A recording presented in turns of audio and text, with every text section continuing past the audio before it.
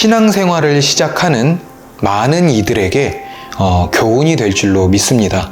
무슨 교훈이냐고요? 우리가 신앙생활을 해 나가는 데 있어서 내 생각대로, 내 감정대로, 내가 원하는 대로 신앙생활을 해 나간다면 하나님을 절대로 만날 수 없다라는 교훈이요. 안녕하세요. 네, 오늘은 마태복음 2장의 한 챕터인 동방박사와 별에 대한 주제로 우리 이야기를 나눠볼까 합니다.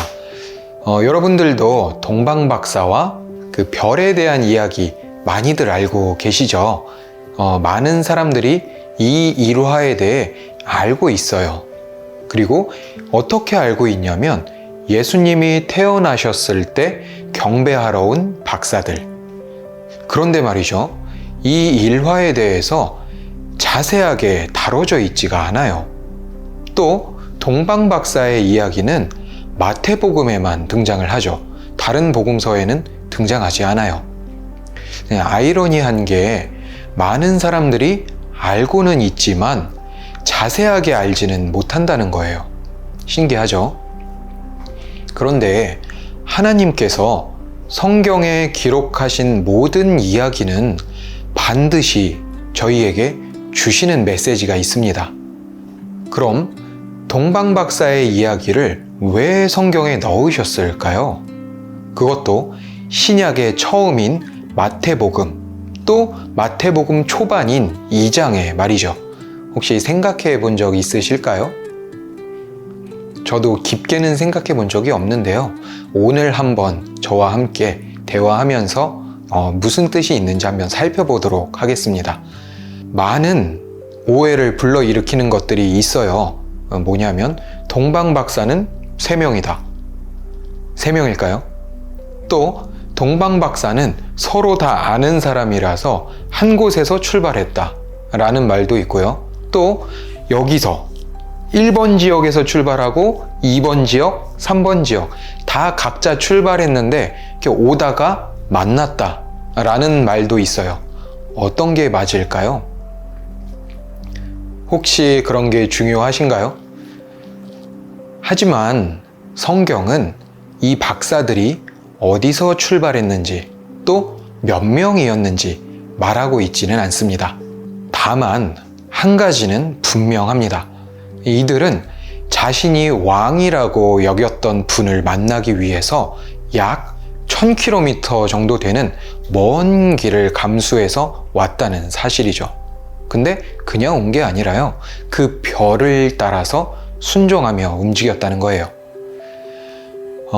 박사들이 한 곳에서 출발했던지 또 제각각 각기 각 곳에서 출발을 했던 사실 관계는 없습니다. 단지 별을 따라 나섰다는 것이 저희에게 의미가 있을 줄로 압니다. 지금 저를 통해서 이 영상을 보고 계시는 모두는 예수님을 믿고 따르기로 결정하셨을 거예요. 그쵸?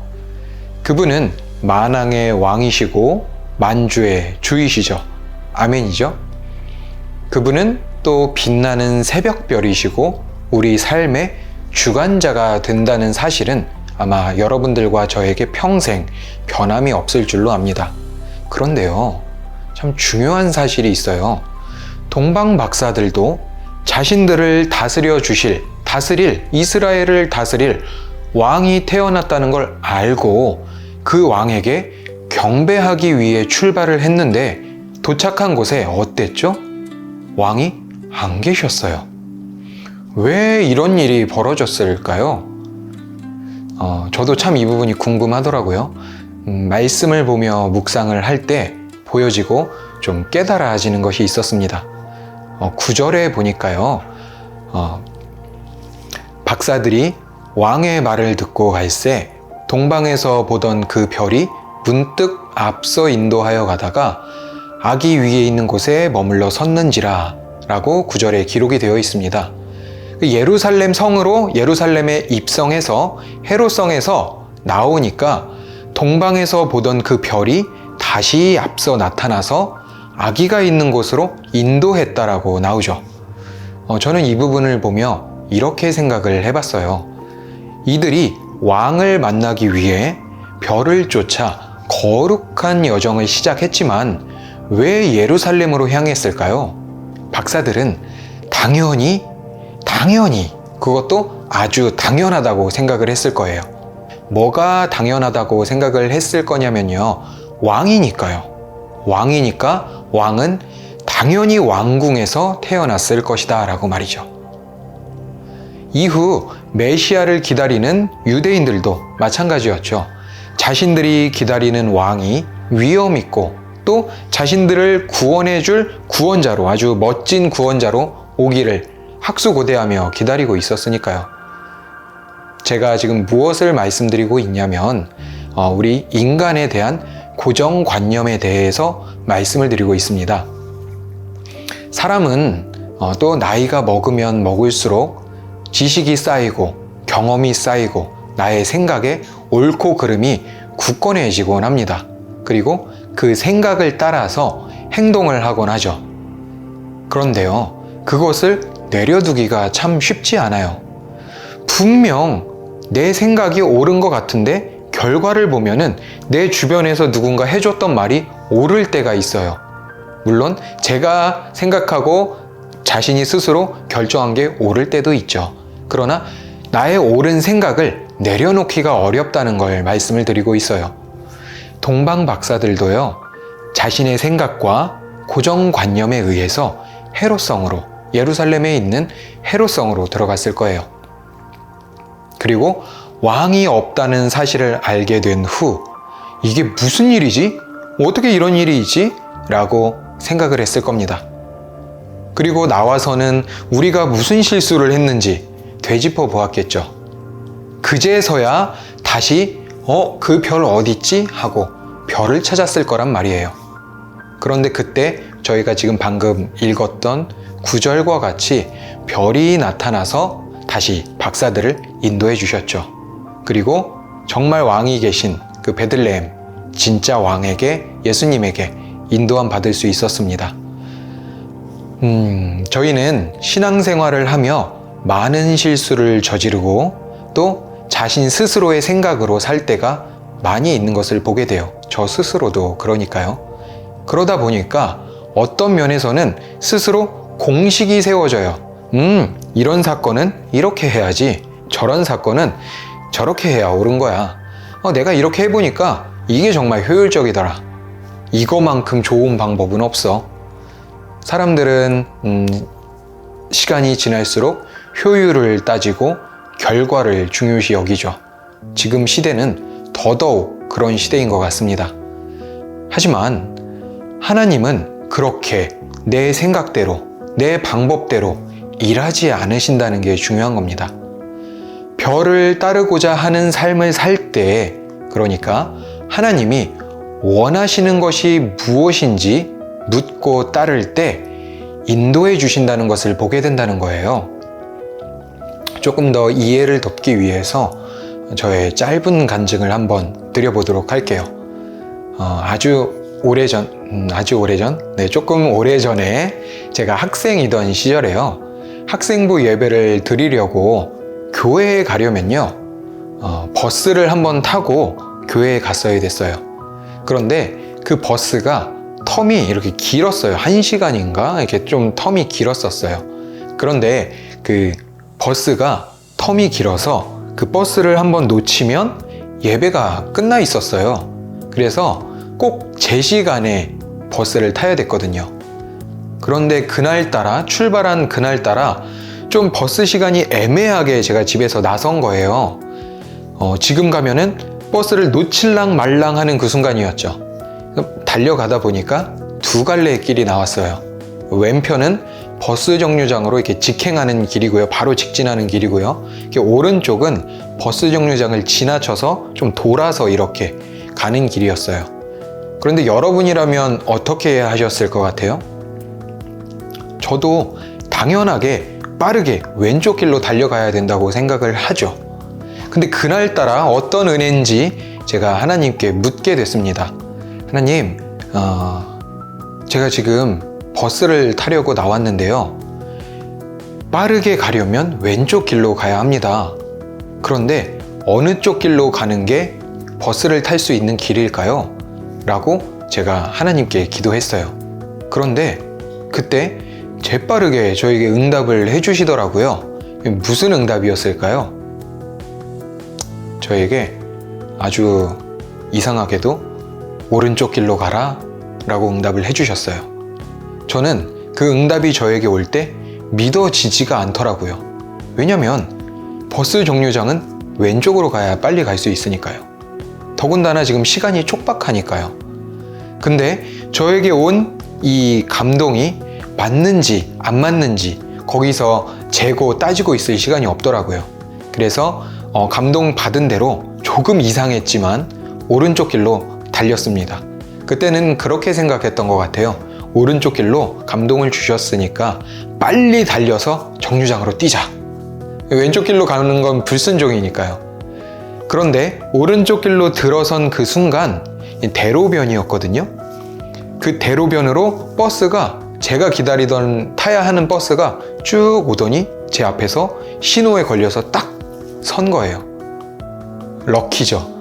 그래서 제가 그 버스에 똑똑똑 두드렸더니 그 기사분께서 정류장도 아닌데 문을 열어서 저를 태워주셨어요. 그러니까 제가 처음에 하나님께 어느 길로 갈까요? 라고 기도했던 그 순간에는요, 이미 왼쪽으로 갔으면 버스는 지나쳐 갔던 거예요. 근데 오른쪽 길로 가라고 하셨던 그 음성에, 그 감동에 순종해서 오른쪽 길로 갔을 때 버스를 탈 수 있었다는 거죠. 물론 이 이후로도 지금이 되도록 성령께 많은 질문을 했고 많은 기도를 했고 또 그 질문들의 답변과 감동, 응답을 받아왔지만 그 당시에 제가 받았던 그 응답은 시간이 많이 흐른 지금까지도 제가 잊지 못하는 간증으로 남아 있습니다. 뭘 말씀드리는 거냐면 나의 생각을 내려놓지 못한다면 별을 쫓을 수가 없다라는 거예요. 저도 제 생각대로 왼쪽 길로 가야 돼 라고 갔다면 버스를 타지 못했던 거와 마찬가지예요.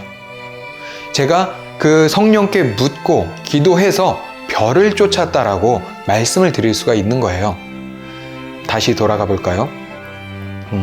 동방박사의 이야기는 신약의 처음 마태복음, 또 그것도 초반부에 딱 한 번만 들어 있습니다. 그런데 이 초반부에 들어있는 딱 한 번만 들어있는 이유는 신앙생활을 시작하는 많은 이들에게 교훈이 될 줄로 믿습니다. 무슨 교훈이냐고요? 우리가 신앙생활을 해 나가는 데 있어서 내 생각대로, 내 감정대로, 내가 원하는 대로 신앙생활을 해 나간다면 하나님을 절대로 만날 수 없다라는 교훈이요. 하나님의 나라에 들어가는 방법은 나의 경험과 나의 지식과 내 방법으로 들어가는 것이 아니라 별을 쫓아야 들어갈 수 있다라고요. 그 별은 바로 누굴까요? 예수님이십니다. 다들 맞추셨겠죠? 그런데 예수님이 왜 별이실까요? 민수기에서는 메시아를 별로 예언했습니다. 한 별이 야곱에게서 나온다 라고 했던 말씀처럼 또 예수님은 별처럼 이 세상 가운데 등장을 하셨죠. 동방 박사들이 본 그 별은 예수님을 가리키는 하늘의 사인이었고 요한계시록에서는 예수님 스스로 나는 광명한 새벽별이라고 하시죠. 결국 별은 예수님을 나타내는 표적이자 예수님 그분 그 자체이기도 했던 겁니다. 그럼 의문이 생기죠. 지금 예수님이 안 계신데 어떻게 쫓아? 라고 질문을 하실 수 있어요. 이런 질문을 마음속으로 품어 보셨다면은 정말 올바른 신앙생활을 하고 계시다고 말씀드리고 싶어요. 왜냐하면 올바른 신앙생활을 하기 위해선 하나님께 묻는 삶이 필요하거든요. 그런데 질문의 해답을 드려보자면 예수님이 지금 안 계시잖아요. 그러나 말씀이 육체가 되신 분, 그리고 그 육체로 오셔서 말씀을 남겨주시고 다시 하늘로 승천하셨죠. 그분이 예수님이시죠. 그 남겨주신 그 말씀이 예수님입니다. 우리는 이 신앙생활을 해 나가는 데 있어서 이 말씀을 쫓아야 된다라고 여러분들께 권면을 드리고 싶어요. 하지만 어떤 이들은 말씀은 이룰 수 없다라고 주장을 하기도 합니다. 그저 이 말씀은, 이 율법은 죄를 깨달아 알기 위하여 있다고 말을 하죠. 그리고 이 말씀을 이루려고 하는, 열심히 이루려고 하는 자들을 율법주의자라고 비난하기도 합니다. 그러나 절대로 그게 아니라고 말씀드리고 싶어요. 우리는 그 말씀을 이루기 위해 기도할 때에 성령께서 우리를 인도해 주시는 경험이 필요합니다. 내 힘으로, 내 방법으로는 절대로 이 말씀을 이룰 수가 없기 때문에 바로 성령의 인도함을 받아야 하는 겁니다. 좀 전에 제가 간증을 했던 것과 같이 성령께서 인도하셔야 말씀을 이룰 수 있는 것이죠.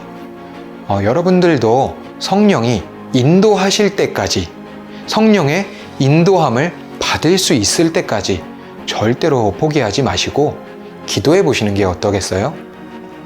몇 번 시도하다가 안 된다고 포기하지 마시고요. 말씀이 이루어질 때까지 끝까지 기도하시고 또 마태복음에 나온 별의 인도함을 받으시기를 정말 간절히 권면해 드리겠습니다. 오늘 저의 이야기가 혹 제가 말씀드린 부분이 이해가 안 되신다고 하면 스스로 한번 성령께 물으시며 묵상해 보시기를 바라겠습니다. 그러면 저는 또 다음 시간에 뵙도록 하겠습니다.